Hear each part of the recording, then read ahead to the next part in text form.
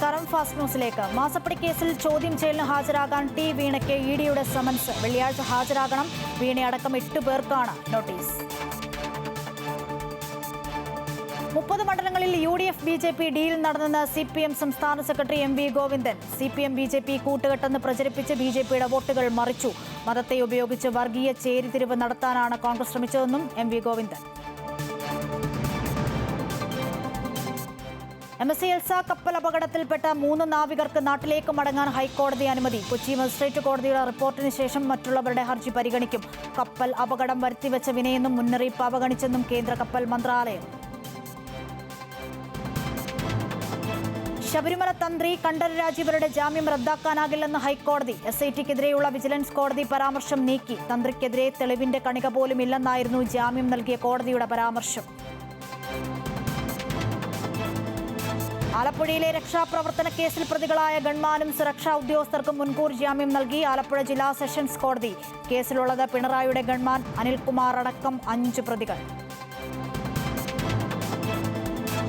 2024 കീം പരീക്ഷയുടെ പ്രോസ്പെക്ടസ് ശരിവെച്ച് ഹൈക്കോടതി. പരീക്ഷാ ക്രമീകരണങ്ങളിൽ മാറ്റം വരുത്താൻ സർക്കാരിന് അധികാരമുണ്ടെന്നും കോടതി. ആദ്യം നൽകിയ പ്രോസ്പെക്ടസിലെ നിർദ്ദേശങ്ങൾ ലംഘിച്ച് അവസാന നിമിഷം മാറ്റങ്ങൾ വരുത്തിയെന്ന് ഹർജിക്കാർ. നീറ്റ് പുനഃപരീക്ഷയിൽ ആശങ്ക വേണ്ടെന്ന് കേന്ദ്ര വിദ്യാഭ്യാസ മന്ത്രി ധർമ്മേന്ദ്ര പ്രധാൻ. കുറ്റമറ്റ രീതിയിൽ പുനഃപരീക്ഷ നടത്താൻ എല്ലാ ക്രമീകരണവും നടത്തുന്നുവെന്നും രാജ്യത്തിന്റെ മുഴുവൻ സംവിധാനങ്ങളും ഇതിനായി പ്രവർത്തിക്കുന്നെന്നും ധർമ്മേന്ദ്ര പ്രധാൻ.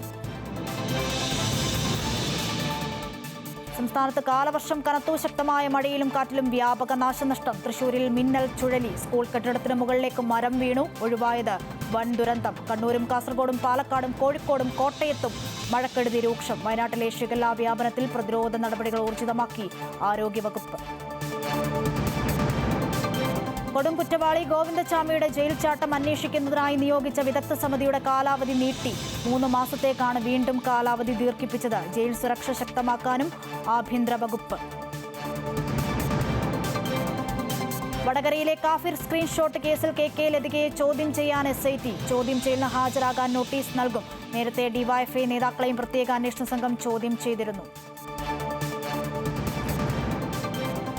സംസ്ഥാനത്ത് ഇന്ന് അർദ്ധരാത്രി മുതൽ ട്രോളിംഗ് നിരോധനം നിലവിൽ വരും. നിയന്ത്രണം ജൂലൈ അവസാനം വരെ തുടരും. 52 ദിവസത്തേക്കാണ് ട്രോളർ ബോട്ടുകൾക്ക് കടലിൽ മത്സ്യബന്ധനത്തിന് വിലക്കുള്ളത്.